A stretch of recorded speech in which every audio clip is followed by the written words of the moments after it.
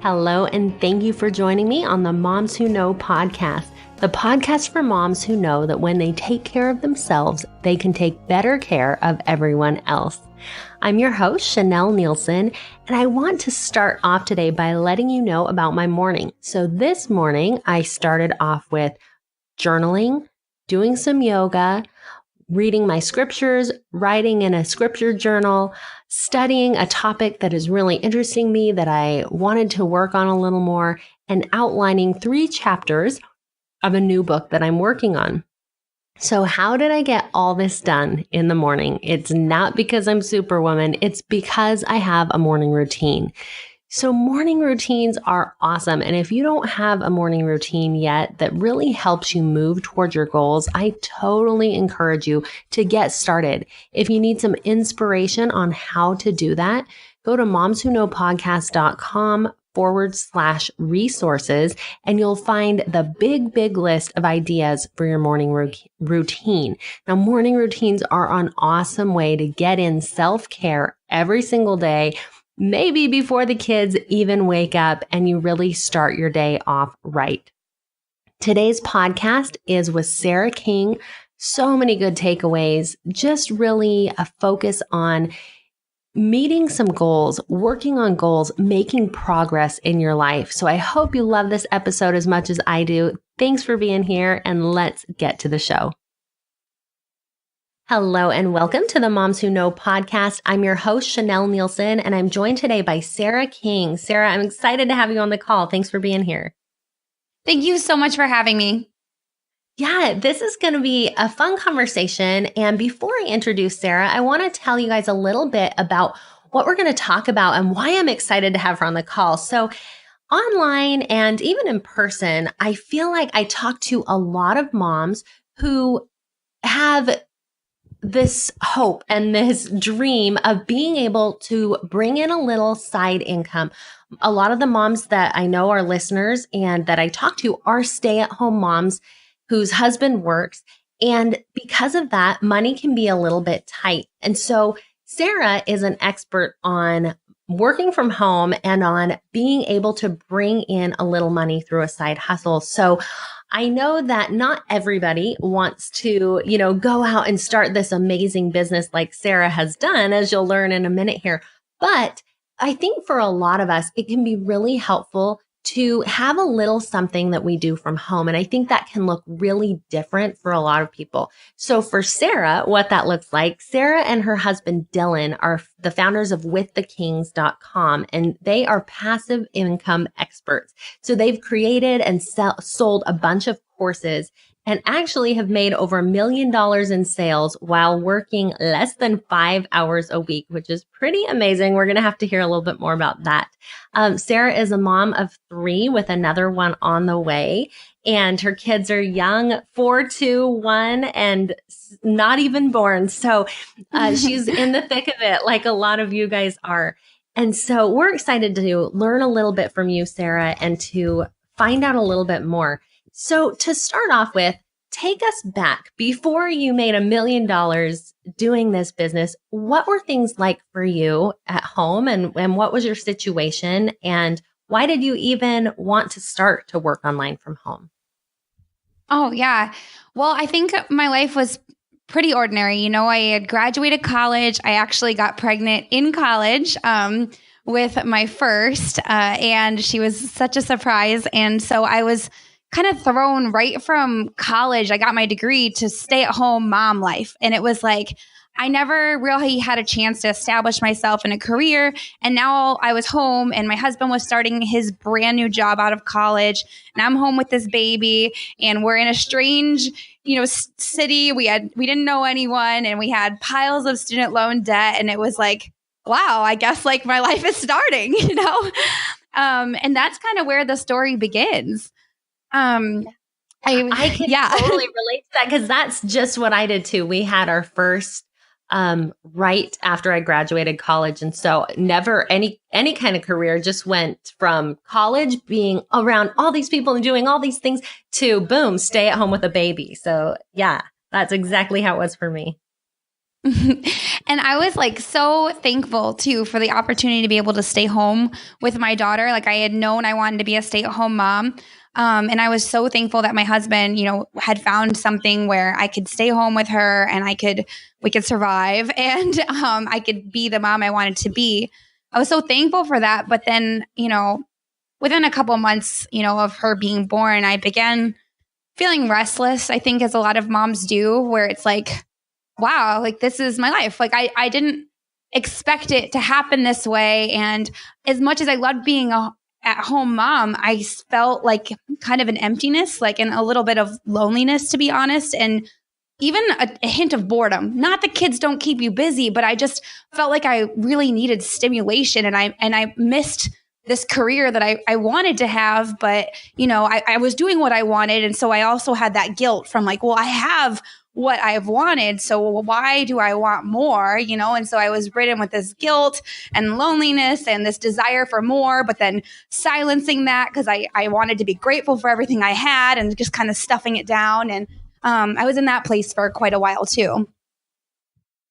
Yeah. Okay. I think that a lot of listeners can probably relate to that because I think that's kind of common. I think there's a kind of a transition period you go through as you become a mom and kind of throughout motherhood, just trying to figure out, what, how do I fill this role and still feel fulfilled in what I'm doing? And, kind of like you said, stimulation, just stimulating all parts of yourself and not just the mom side. So tell us how things changed a little bit. Well, I one day I just I was looking through Instagram, which I feel like the comparison that happens on there is not healthy. We've all done it, right? So yeah. I was scrolling through Instagram and I saw this couple and they were traveling around in a camper. It was just the two of them. They didn't have any children and they had a business and they were able to work from wherever. So they were just traveling around the country, living this super simple life, exploring and adventuring together. And I felt like it was time for me to face those fears and those feelings that I had been stuffing for so long.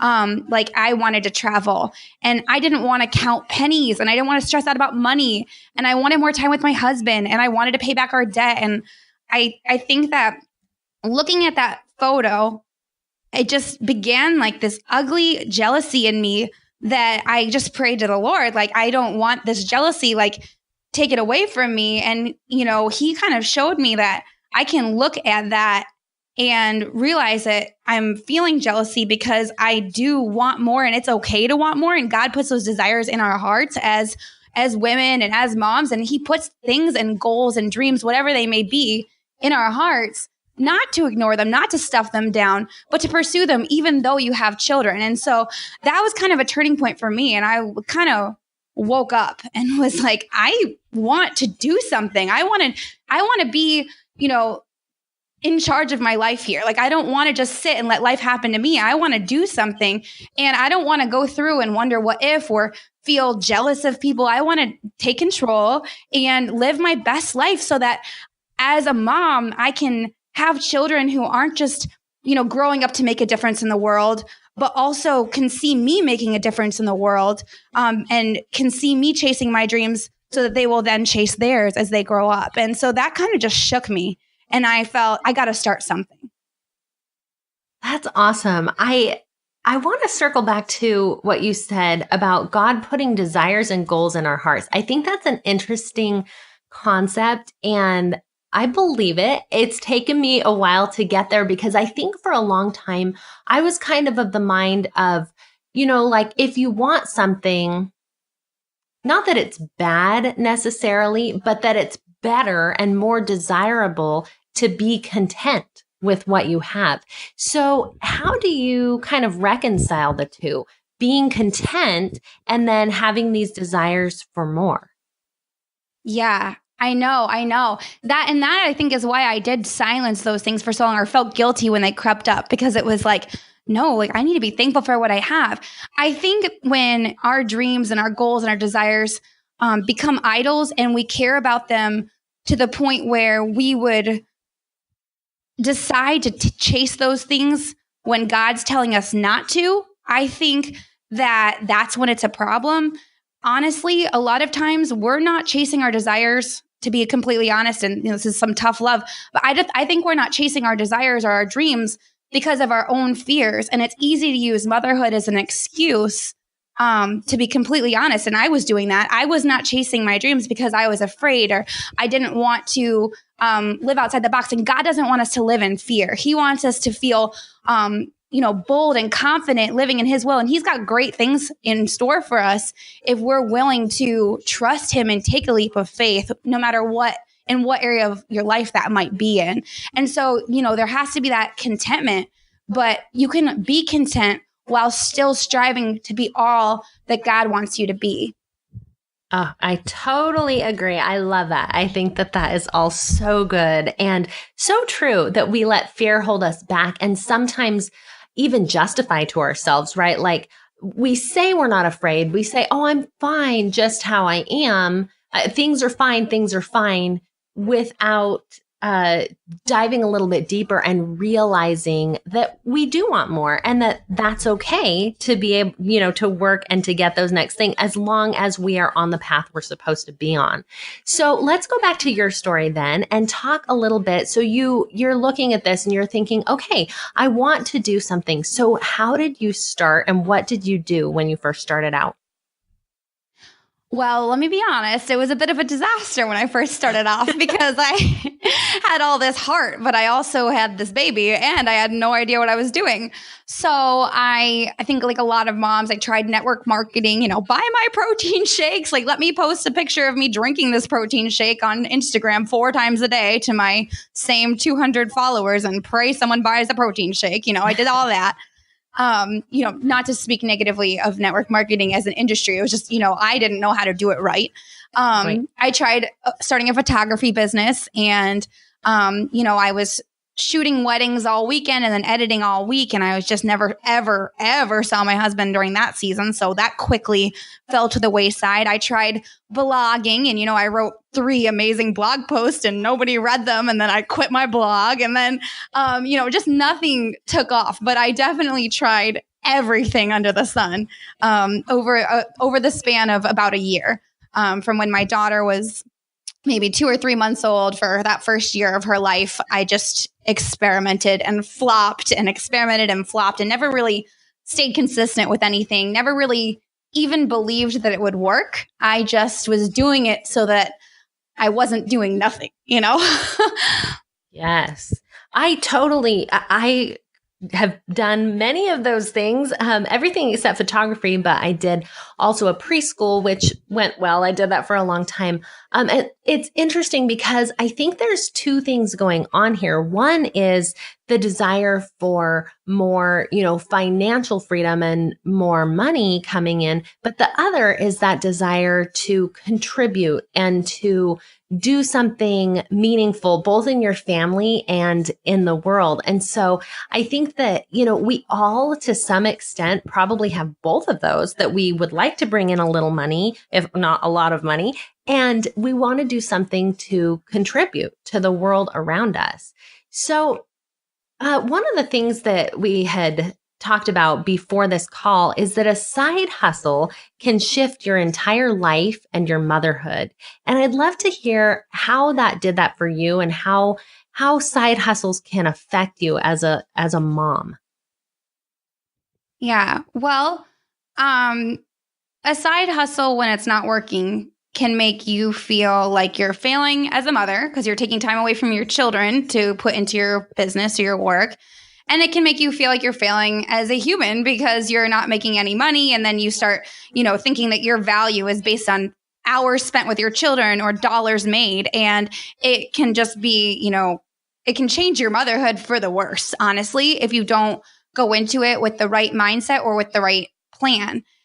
Or with the right business model without actually, when I was trying to blogging or growing my Instagram following, I really didn't even know how I was going to monetize it. It was very vague. And so I think that, we hear so much about how side hustles can change our motherhood for good, or they can, help. But honestly, it did nothing but hurt me for the first year because I didn't have the right mindset. I didn't have any clear vision of what I wanted. I just wanted more money, less stress, pay off debt, more time with my husband. Very vague goals, very vague financial goals, really no path on getting there. Starting a side hustle, honestly, can be one of the most pointless, emotionally draining, exhausting, and least rewarding things on earth, honestly, as a mother, unless you know what you're doing and you have a plan and a path. And I just want to put it out there because I think it's so sugar-coated, and you see all these people posting like, oh, working from home, and it looks so glorious. But I'll tell you, I was one of those women posting for a whole year, making nothing, just totally exhausted.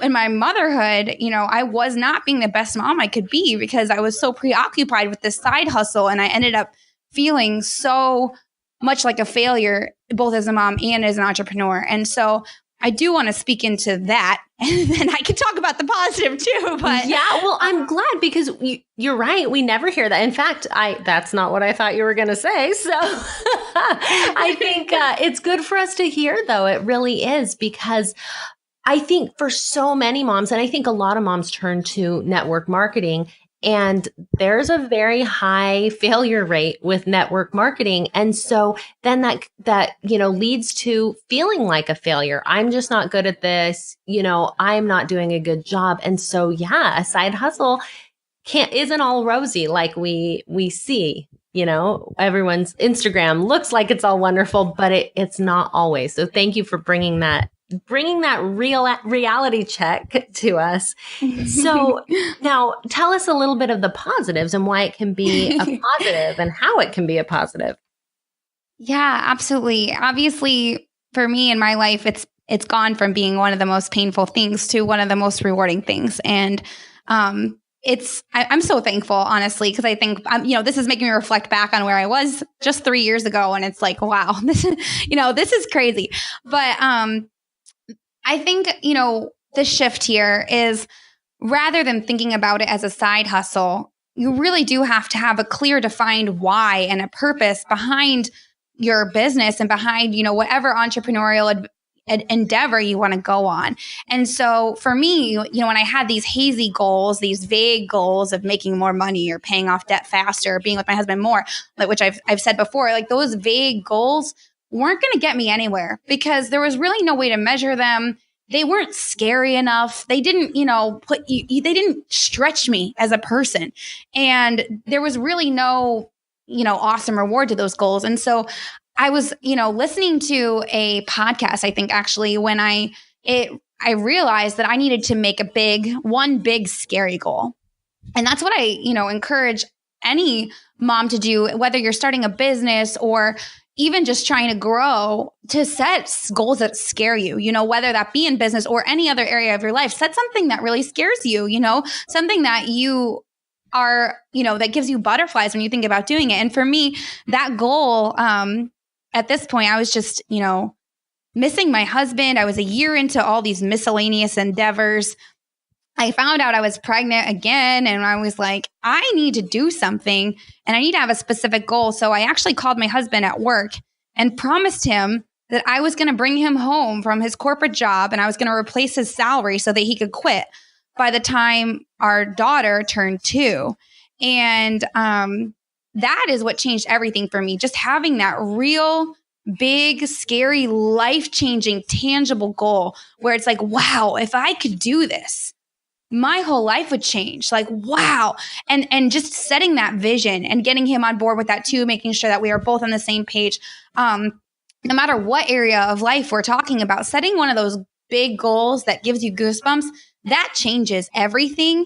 And when you have a clear vision, the how that happens, it works itself out. Like, I didn't know how to make money. I had hardly made any money.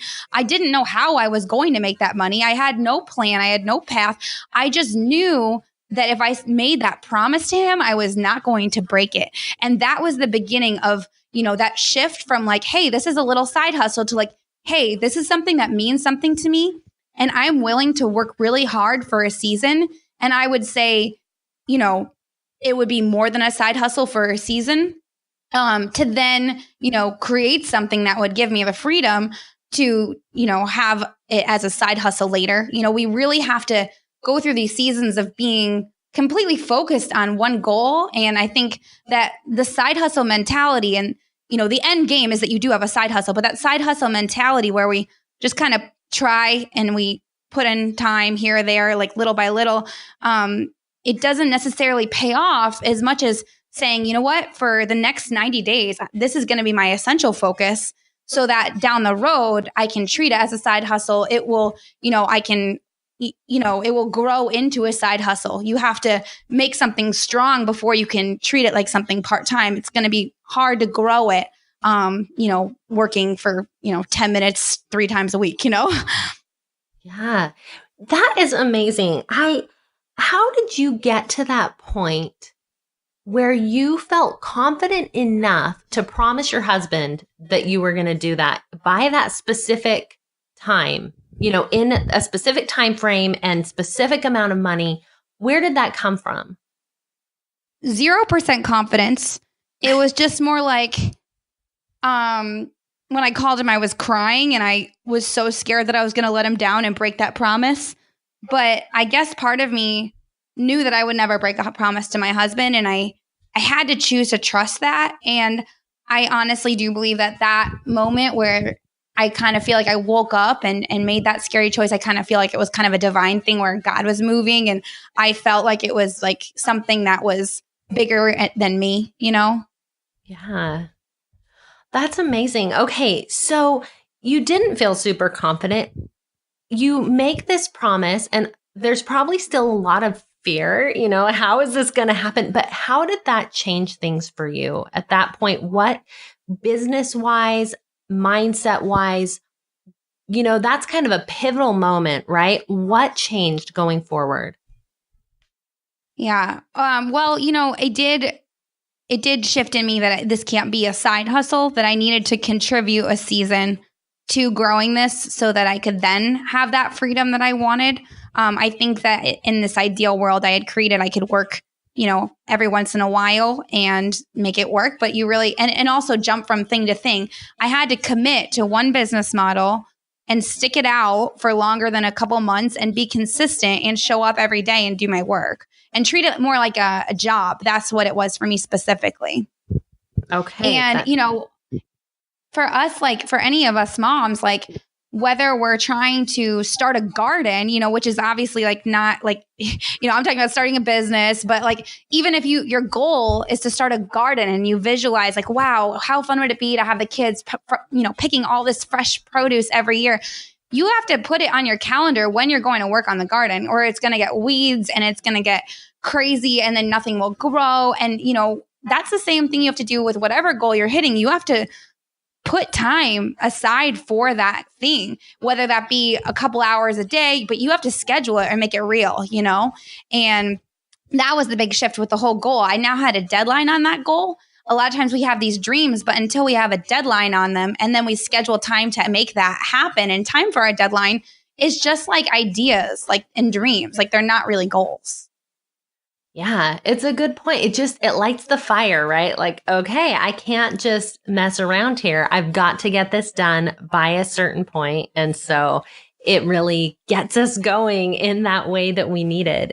Now, tell us just a little bit about your business model. So I know that you guys are passionate about passive income. So how did you shift from what you were doing? Tell us a little bit about what you do and what you teach. Okay. Try not to go into too much detail here, but when I started the company, I guess I had my first baby and I realized, wow, I miss my husband. I want to raise my children with him and I'm raising them without him. So that kind of got me started. And the reason I'm telling you this is like my babies are like my timeline, like, do you guys do this too? Like other mothers, totally. like I don't know what year this was. Like, this was just first baby. Yeah. So this is my timeline. First baby was like, wow, like I think that I need to make a change. And I started the business. And then by the time the second baby was born, he had quit his job, which was 3 months before my daughter's second birthday, by the way. So it was really exciting because I had actually 10x my husband's income in time for that goal, which was like, what the heck?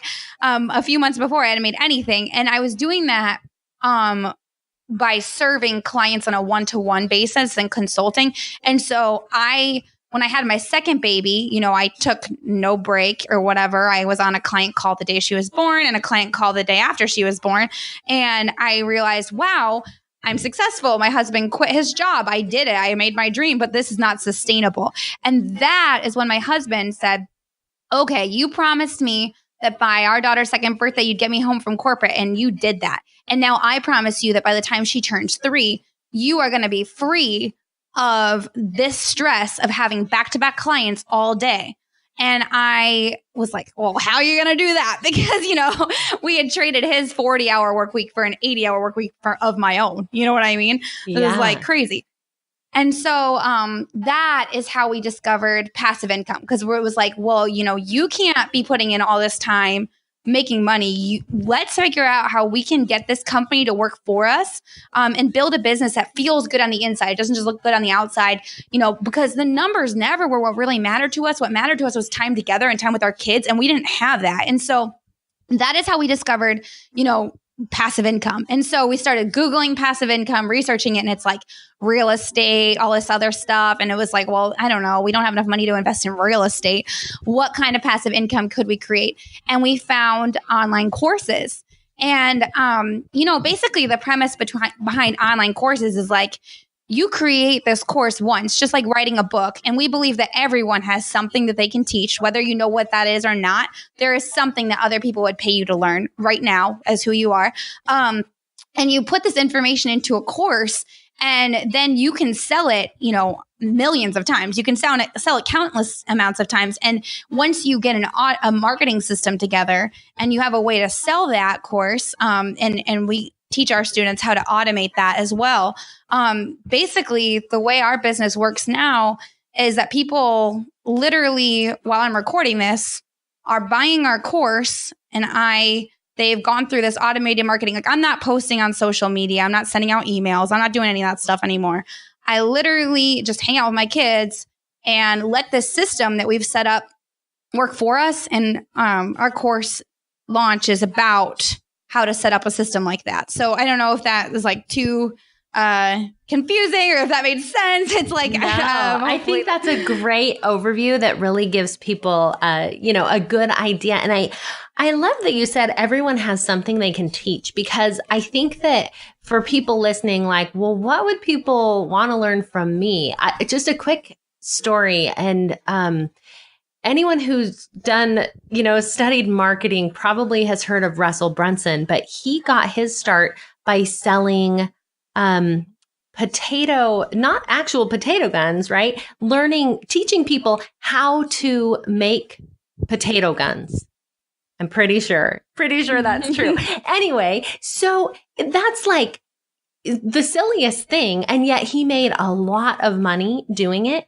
And there's so much that we all know. And so I love that you pointed that out, because each of us has a different set of skills. And even if it's something that someone else is doing, people need your unique contribution and your way of teaching it. And so I think online courses are awesome. Now, there are some expenses, of course, with getting started with anything like that. And so that can be a barrier for people. But probably the biggest barrier is, like you talked about before, is just that fear, right? Yeah, or not.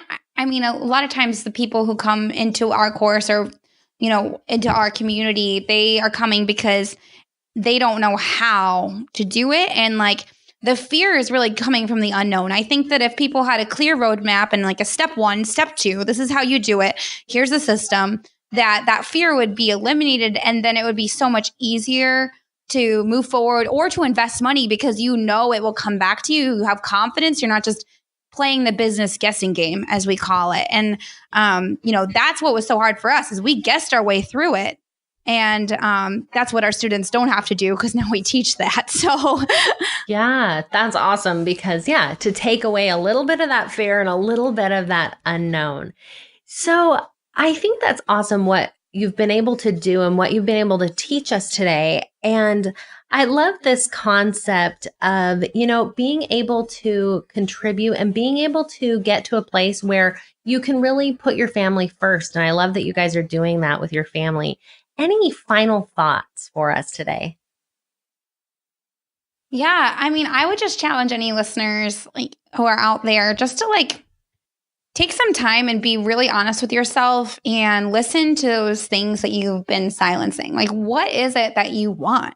It's okay to think about what you want and to, not ignore that and not feel guilty for wanting anything, and just really set some goals for yourself. I think it's so easy to go through motherhood, remembering the lunches and the shoes and wiping their noses and, oh, they're hungry again. And you get so lost. You could just get drowned in motherhood. And while it's such a beautiful and shortly lived season and it's so special, you don't want to wake up in 20 years and say, who am I? Where did the last 20 years go? You really want to feel like you are, you have not lost touch with yourself. And so, I remember feeling like I lost touch with myself after just a couple months of being a mom. And so for those of you who are knee deep in it, it's well, I haven't thought about my own desires and my own goals, in 5 years. What are you even talking about? But, take some time to really sit down quietly, prayerfully with a journal and, think about different areas of your life, whether that be your relationships or your fitness or your financial situation or, whatever it may be. Think through those things and really set some goals for yourself. I think that setting goals in business that's been kind of where I set my goals, and growing this business has been my thing.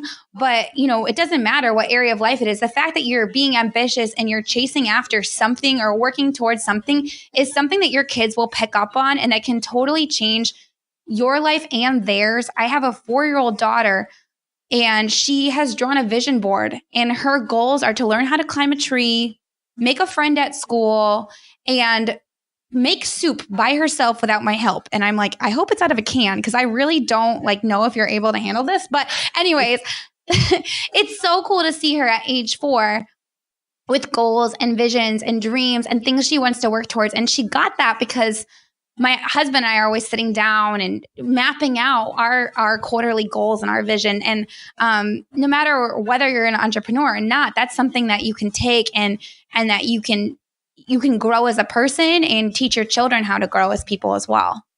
Yeah, I love that takeaway. I think that, on the podcast, we talk a lot about moms taking care of themselves. And that's really the heart of this, is what you're getting at here, is that we need to look inward and see what it is we need. And whether that means we go, start a garden or start a cooking club or whatever we need, start a business, we move forward and we make those goals and we make progress in our lives, because seeing that progress really keeps us moving as people, keeps us progressing, and really takes care of us. So I love the things that you've brought out today. Thank you so much, Sarah, for being on the show. Yeah, thank you so much for having me. It was such a pleasure. And thank you, everyone, for listening to Moms Who Know. For show notes, be sure to visit momswhoknowpodcast.com. And I wanted to let you know, Sarah said if you go and visit withthekings.com/podcast gift, she has a little gift for you there. If things today have spoken to you and you're thinking, maybe I do want to set some goals, particularly with business, then the Kings have some things that can help you. So be sure to visit withthekings.com and get your gift by entering withthekings.com/podcast gift.